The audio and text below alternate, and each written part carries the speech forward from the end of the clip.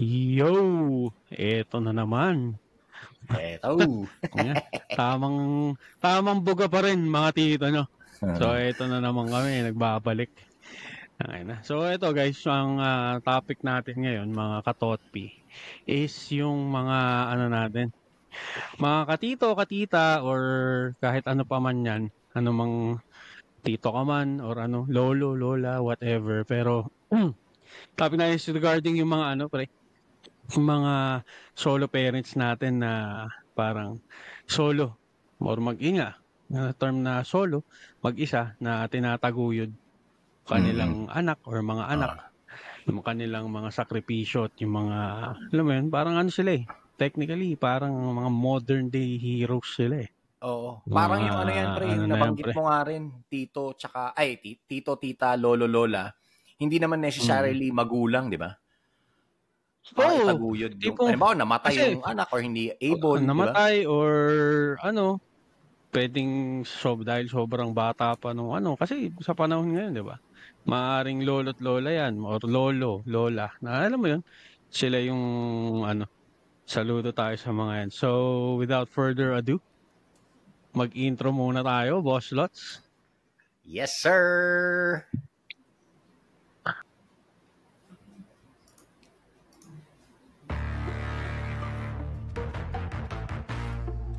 It complicates things more.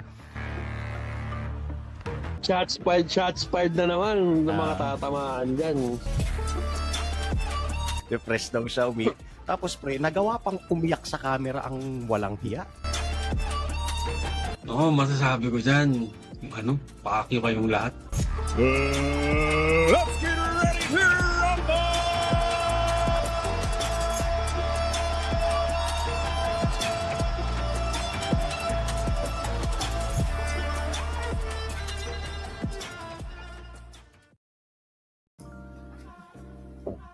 Yo, yo, yo! Yes, sir! So, eto, nagbabalik na naman ang mga tito nyo dito sa The Opinionated Titos Podcast, So, yes, nga pala, Boss Lots, bago natin simulan yung topic natin today, baka pwede na nating i-plug.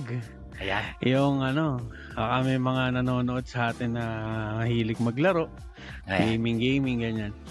May nilalaro nga pala kami ngayon ni Boss Lots. Currently, nasa kami, parang practicing stage or alam mo yun, getting the hang of it. Tama game. Pero so far, so good naman. Very, lalo na yung mga mahilig sa RPG games yan. Puta, medyo masaya yung nilalaro namin ni Boss Lots. So, malapit na yun. Stream namin siya via Facebook. Tapos, pwede rin nating upload sa YouTube, di ba? Oo, pwede rin. Hoy, maraming salamat sa mga future magsusuporta. Tsaka, yun nga, testing muna kami, getting ang hang of it para hindi naman kami mapahiya sa inyo. Alam na naming oldies kami para sa mga gaming na ganyan. Pero, sinusubukan pa rin namin. Masaya. Ayun nga, Papadens, kung mamarapatin mo, hindi ko nga inaakalang aabutin tayo ng madaling araw sa pag-e-enjoy ng game. So, gusto namin kayong isama sa trip na yun.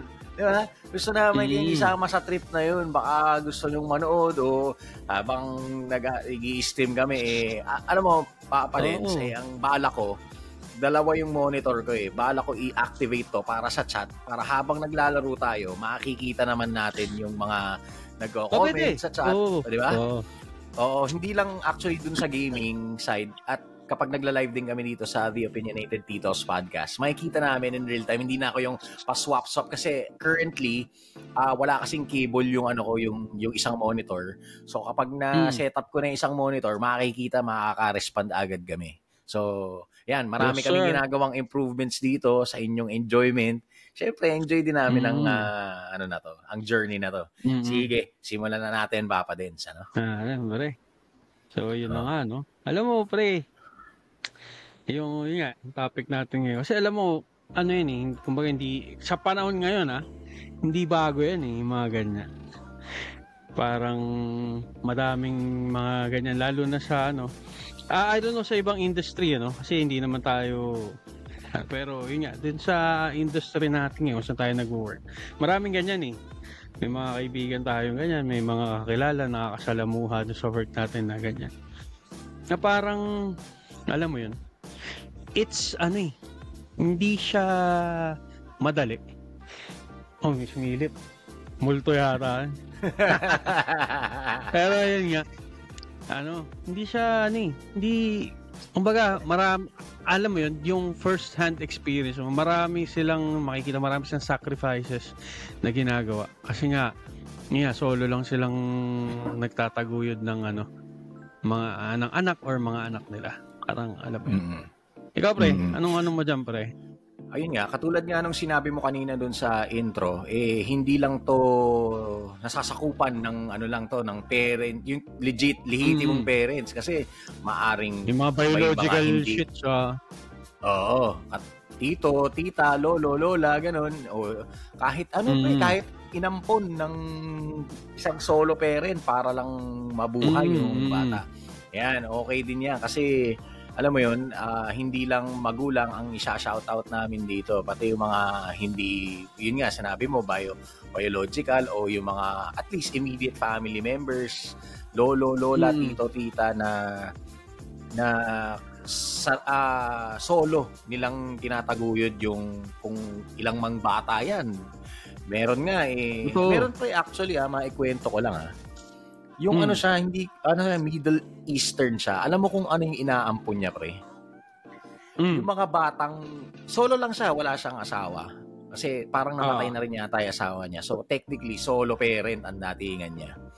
Siya, pre, nag-a-adapt siya ng mga batang inabandon na sa ospital. Kasi, pre, alam mo, yung iba, ina-abandon yung anak nila kasi, alam mo, may defect, pre. Alam mo yun, wala yung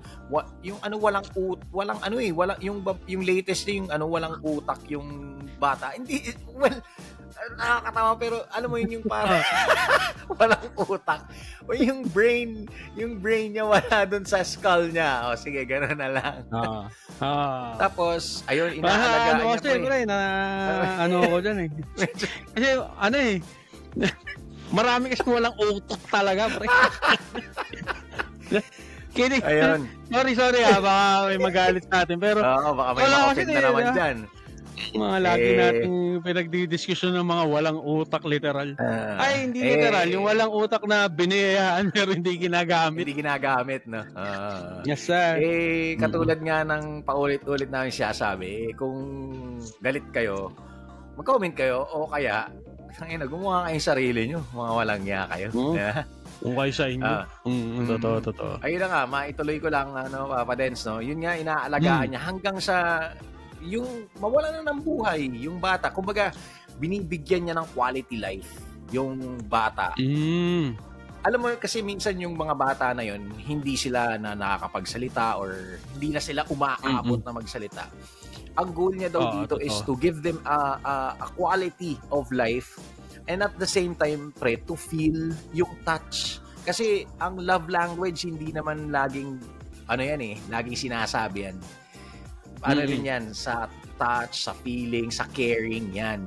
Ganon siya magmahal. So, saludo kami sa mga ganong klaseng mga volunteers na masasabi man natin. And single-handedly nila, wala silang iba. Siya mismo, nag-iisa lang siyang, tatay siya, parang ganon. So, nag-iisa lang. Kasi nga, yun nga, sa industry natin, pre, yung sinasabi mo, yung iba na mababalitaan natin, na aksidente, o kaya literal na iniwan na lang basta-basta nung nalamang buntis, ganyan, o kaya namatay naman yung asawa or whatever. Yun yung, namin na, o kaya, meron pang isa dyan, yung may asawa pala yung nakabuntis sa kanya, Ayan, oo. Actually, pre, hindi ako bago dyan sa ganyang experience. Kung hindi mo na itatanong, produkto ako nun. Ayan. Sasabihin natin sa madlang katotpi natin I was a product of that type na sinasabi mo. And yun nga, although nakapag-asawa na yung nanay ko, may mga kapatid na ako sa nanay, nung mga first couple of years, kasi ang agwat namin nung kapatid ko is 11 years yung sumunod sa akin. So, until I was around my teens, solo lang ng nanay ko solo lang akong pinalalaki ng nanay ko. Although, syempre, tinutulungan siya ng mga kapatid niya dahil, syempre, nagtatrabaho siya. Pero yung the mere fact na pinalaki niya ako, na tinaguyod niya ako mag-isa is sobrang thankful ako. Kaya, nanay, kung ikaw ay, alam ko, shoutout ko nga pala yung nanay ko, pre, surprisingly, natatawa ako, message ako, nakikinig pala siya. So kung nagmumura tayo, she doesn't mind naman kasi just to convey the intensity. Pero again, sorry, Nay, kung medyo nagmumura kami ni Papa Dens. Ano mo naman, intensity lang yan. Bugso lang ng aming damdamin. Pero I would like to thank you for, alam mo yun, for those years na tayong dalawa lang. Yan, medyo nagiging emotional lang ang boss lots niya. Anyway, ayun na nga, pre, yun. Yung mga ganun example, kaya nga, itong topic na to, medyo close to my heart to. Itong solo parent na to. Kasi nga, ayun na nga, ang hirap, pre. Ang hirap, isipin mo, pre. Halimbawa, tatay ka, kailangan mo ring magpakananay. At kung nanay ka, kailangan mo rin magpakatatay, di ba? Ang hirap nun. Oh. Totoo. Tsaka pati yung yung tustos, gastusin, pagpapaaral, papakain, di ba? Oh. Sige, ano mang may dadagdag mo na? Parang, minsan makikita mo yung tipong, lalo na pag yung, ayun nga, pag solo parent usually. Tas alam mo yun, yung sakto lang ng, kumbaga, hindi naman tayo, yung sakto lang tayo palagi din. Pero makikita mo sila na parang, alam mo yun, kasi alam mo yun sa office minsan may mga kantsawan yan or hindi man kantsawan, hindi ka mang kakantsawan yung tipo, ano tayo, parang kain tayo sa labas, order tayo ng ganito. Minsan alam mo yun na relate. Na parang they wanna join pero kasi nga they're on a tight budget. Parang alam mo yun, parang hindi pas muna o ganyan, parang kasi nga may, kumbaga, yung sinahod ko ngayon is sapat lang to para sa pamilya ko muna or dun sa anak ko. Unahin ko muna. Alam mo yun?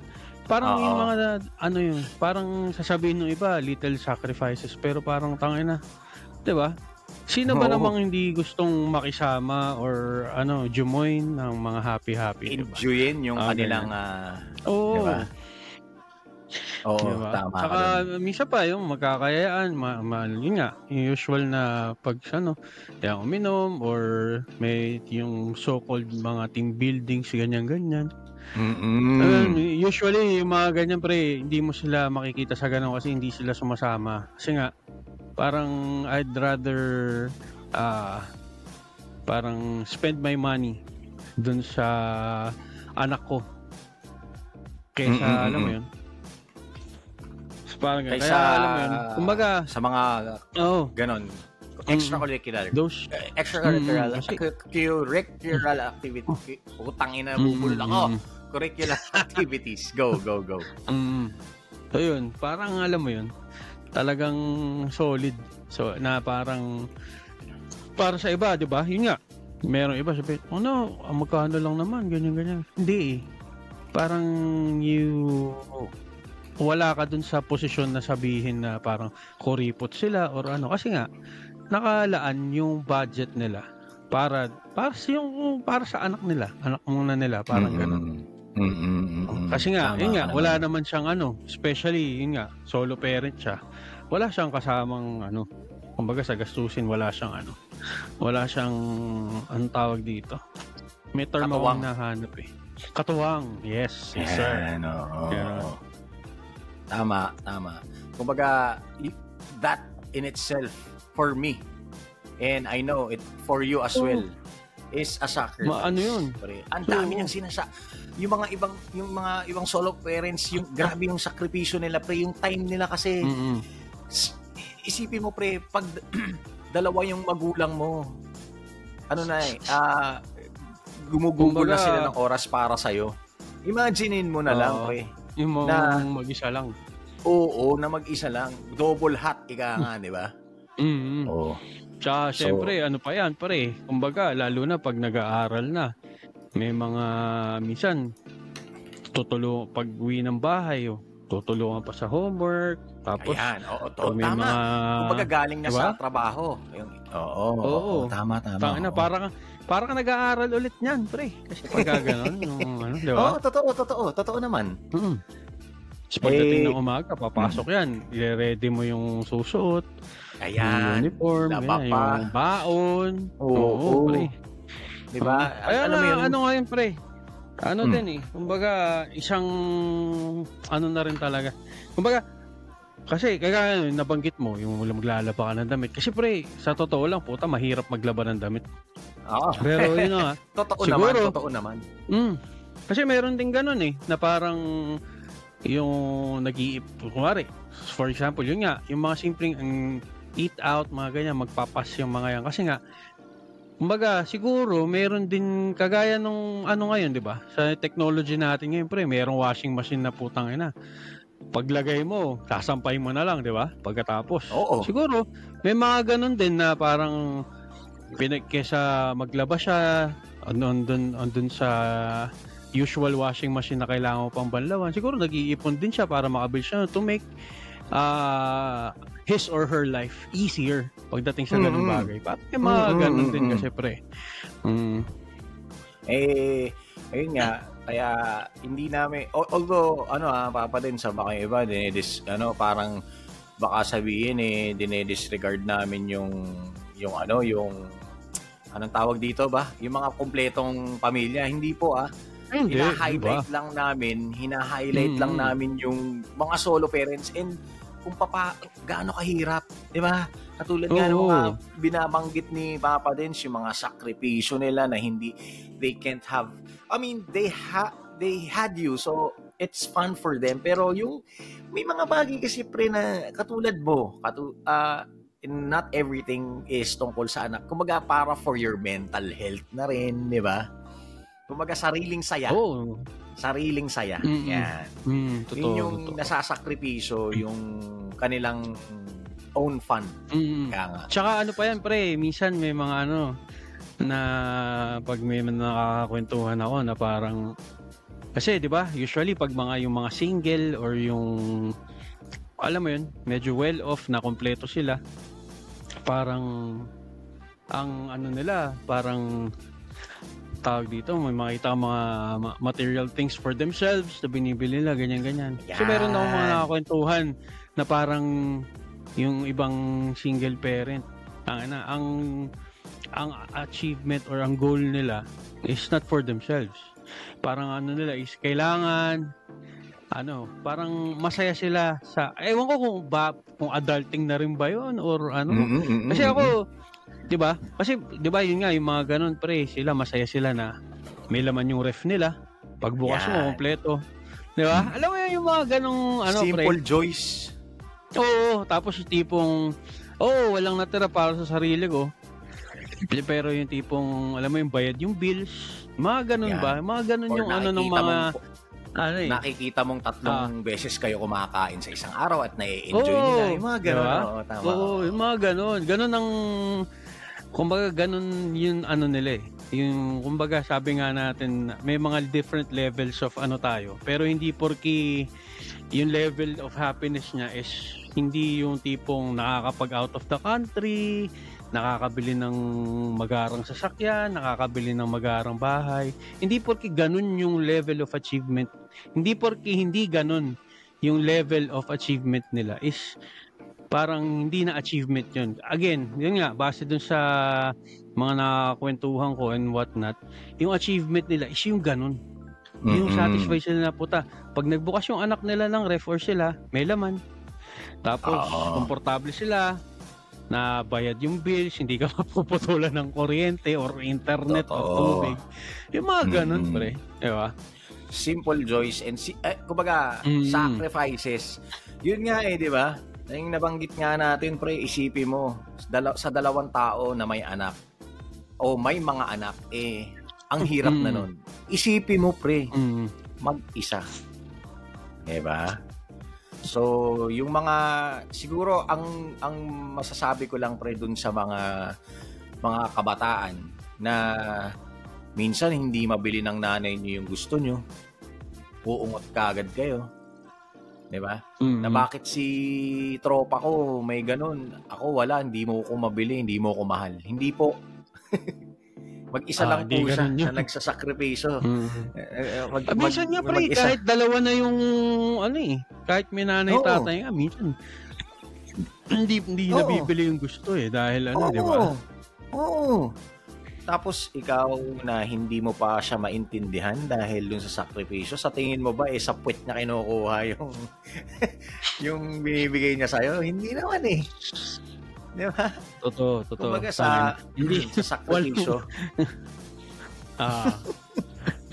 Hindi totoo yung golden goose. Oo, hindi totoo yun. Ang golden goose ay patay na po. Hindi. Saka sa panahon ngayon, pre, ang hirap pa buhay. Tapos solo pa, lahat ng oras binibigay sa'yo. Di ba? Yun nga yung katulad ng binabanggit mo kanina, pre. Ipaglalaba ka pa, ipagluluto ka pa, tutulungan ka pa sa assignment mo. Yun na lang, pinapag-aral ka, pinapakain ka. Nag-iisa lang siya. Regardless kung nanay yan o tatay yan. Dapat yun, ma-appreciate nyo yung mga ganong klaseng bagay ng mga sakripisyo ng hindi lang ng isang solo parent, pangkalahatan na rin yung mga magulang na din. Di ba? Pero yun nga, again, ang hina-highlight po namin dito, yun nga, yung mga sakripisyo ng mga solo parent. Kasi para sa akin, incredible nga yun. Pre. And I know, you agree. Di ba? Totoo. Totoo. Kaya, saludo tayo sa mga, dyan. Tsaka, kunwari, yun nga, kung may barkada kayo, alam mo yun, hindi lang naman sa opisina nangyayari yan. May mga barkada kayo na siguro hindi na lagi nakakasama, ganyan.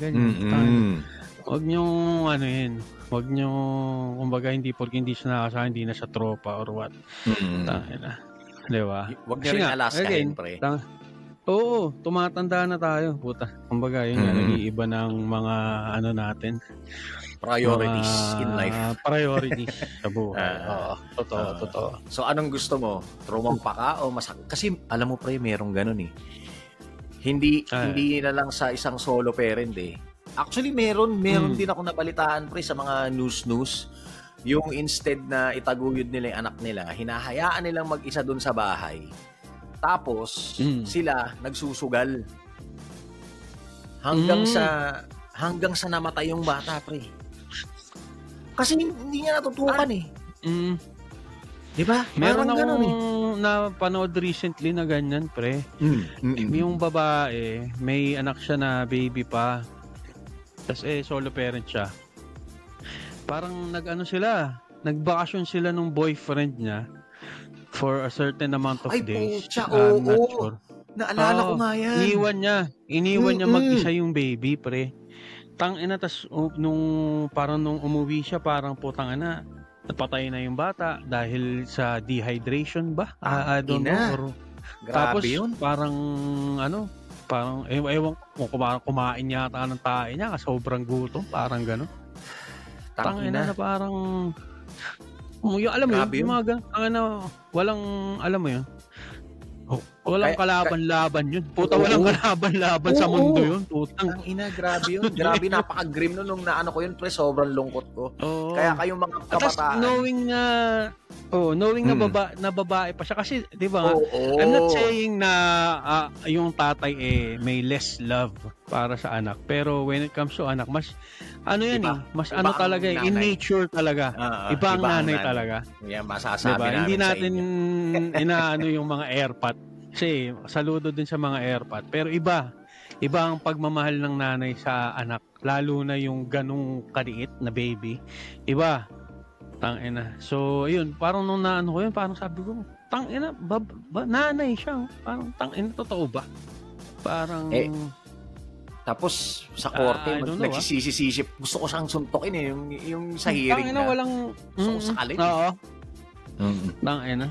Grabe yun. Alam ko, nakulong yun Pati yung boyfriend nakulong kasi parang accessory siya doon accessory to the crime. Kasi, alam niya yun may anak ka. Asa na? Di ba? Hindi man lang sa mong iniwan. Di ba? Ayun nga, yung gusto ko sanang sabihin dito, maging maswerte kayo sa magulang na nag-iisang magulang nyo kung solo parent nga siya, na nagmamahal sa inyo at nagsasakripisyo. Kasi may mga magulang na ganun nga, yung katulad ng example na sinabi namin, napakasakit, napakalungkot isipin, di ba? Na ganun ang ginawa niya. Ganun. Oo. Yung nagtsatsagang, kung halimbawa, isa kang rebelde, at isa ka nang niyang sinisweto kasi kailangan niyang mag-put ng ng mother na hat and father na hat sa pagdidisiplin sa'yo. So, mga kids, huwag kayong masyadong pasaway sa mga inyong solo parent at hindi lang yung sakripisyo, iba talaga, iba. Kaya alam ng yung mga katorpi natin na may mga single parents, shout out sa mga sakripisyong ginawa niya sa inyo. Alam kong this will be an emotional episode dahil katulad nga rin ng sinabi ko kanina, ako'y isang produkto din nun. Pero yun nga, after nakapag-asawa din naman ang aking mother. So, ayun. So, guys, always love your parents regardless kung dalawa sila o nag-iisa. Pero yun nga, again, we are highlighting. In general, mahalin mo magulang mo. Pero yun nga, ang topic namin solo parent. Kasi syempre, hindi namin dinidisregard yung dalawa yung magulang. Medyo may emphasis lang kami sa solo parent kasi yun nga, yung sacrifices tsaka yung hirap. I mean, aminin na natin, pre.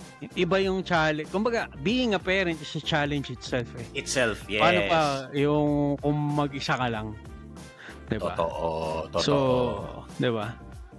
So yun lang yung again, hindi, yun nga, kaya sabi mo, mahirap maging, kaya sinabi ko, mahirap maging magulang. Pero mas mahirap maging magulang kung mag-isa ka lang. Ayan. Ayun. Oo. Totoo. Alimbawa nga pre, you're living alone. Yun itself, ang hirap na di ba? Oo, mag-isa ka, yung kunwari, wala kang kamag-anak, or yung mga kamag-anak mo, wala namang pake sa'yo, or nasa malayong probinsya, or what. Yung mag-isa ka, mahirap na yun in itself. Paano pa yung meron kang kargong bata? Yes, diba? may buhay kang inaalagaan. Kasi, alam mo yun, hindi siya di ba nga, yung iba nga, di ba? Yung parang, tawag dito, yung mga pets nila, di ba? Nahihirapan na sila, pare. Samantalang, I'm not, hindi ko, yung mga pet lovers dyan, di ba? Kumari, meron kang aso, or pusa. Siguro yun, pwede mo, kumbaga, iwan mo lang ng pagkain yun, tsaka tubig. All goods yan. Diba? Kunwari, kung mga isang araw ka lang naman mawawala, iwan mo lang ng pagkain yan, tubig, all goods yan Asahan mo lang, may mga tahit ihi sa loob ng bahay mo, kung saan mo siya iiwan. Pero, again, yung bata ba, yun na lang di ba? Hindi siya ganun. Kumbaga, pagaya siguro nung ginawa nung putang inang babae na yun. Kung sino man sa putang ina. Kala niya, aso yung anak niya na putang ina. Grabe yun. Kaya mo na. Oo. Hindi, pre, buti nga yung aso iniiwanan ng dog food, iniiwanan ng tubig Yun, pre, hindi. Diba? So, hinayang mag-rock and roll mag-isa, anong alam nun? Alam mo, pre, 1,000 demonyo yata ang pumasok doon sa lintik na yun, na hype na yun, na magawa niya yun sa isang bata, pre. Yung aso, iniiwanan ng pagkain, yung tao, hindi mo hindi, pre. Dapat nga hindi mo iniwanan yung punto ron Dapat kasi kahit iwan mo naman ng tubig at pagkain, yung pre, putang sanggol yun gagawin mo. Oo. Hindi, sa akin lang, pre, nagawa mo mag-travel, hindi mo naianuhan ng pera na kahit sa daycare man lang. Siguro daycare naman hindi ka isang babysitter, pre. Babysitter, pwede rin. Diba? Uso sa tatiyan yung mga babysitter. Diba? Kasi kahit sabihin mong pre kasi may mga gagong babysitter din hindi naman sa diba? Pero kahit sabihin mong gagong babysitter yung pre, kahit papano Di ba? Buhay. May magpapakain doon ba? Di ba? Yun nga kung naging concern siya. Kung naging concern siya. Kaso lang, wala tinamaan ng kabobohan ba o kademonyohan ang hype na yun? Mabulok siya. Inunay landi. Inunay landi. Pero yun nga, again, saludo kami sa lahat ng magulang, whether it's solo or salute. And saludong malupit. Dito na namin din tatapusin ang aming topic at hindi na namin papahabain ng masyado at magpa-practice pa kami. Yes, sir. So, yun. Bago tayo magtapos, guys, ay, i-drop na ba natin, pre, kung ano yung nilalaro natin, pre? Ay, i-drop na rin para magka-research na rin sila at garner tayo ng interest. Sige, Papa Dens. So, nilalaro namin na pala ni Boss Lots yung Humanitz or Humanitz. Ba? Humanitz. Ito yung siya, parang bird's eye view ba yun? Ano bang tamang term doon? Hindi ko alam tamang term doon Kaya lang, may iba tawag dyan, third person. Ganon. Pero, naglalaro kayo ng zombie apocalypse, ganon yun. Survival game. Survival game ang tawag. Survival. Tipong pag gutom na yung kunwari ako, gutom na ako dun sa game. Puta, laban na yung dog food. Ay, hindi ba? Parang pala, pre, para siyang dating mas malapit na view nung Sims. Kung naglalaro sila ng Sims, pre. Tama. Imagine mo parang ganun, pero may zombies at may ibang tao din na pwede kang atakihin. Pwede rin yung zombies atakihin. Basta, napaka na ito. Masaya kami dito. Masaya sa laruin. So, yun, guys. So, again, bago tayo magtapos, don't forget, since sumabot ka sa dulo, don't forget to like, share, subscribe, comment sa Facebook, YouTube, Spotify, and TikTok. So, again, we are the Opinionated Titos Podcast. And, eto, si Papa Dencho, yung tito mong mas galit pa sa nanay mo pagka palakol, puro palakol. Ang grades. Ang grades mo sa eskwelahan. Sigurado yan, pre. Kapag napalo ka, magtatanda ka na. Baka galingan mo pa sa susunod sa eskwelahan. Extra effort. At ito nga pala ang inyong isa pang tito, si Boss Lots, yung titong medyo galit lang. At kami nagpapaalam muna until our next episode. Maraming salamat po. And see you next time. Thank you, guys. Thank you. The Opinionated Titos podcast is proudly sponsored by Riverside FM. Follow us on our official Facebook page, The Opinionated Titos Podcast. And don't forget to subscribe to our YouTube channel and Spotify. Thank you for tuning in, and we'll catch you next time.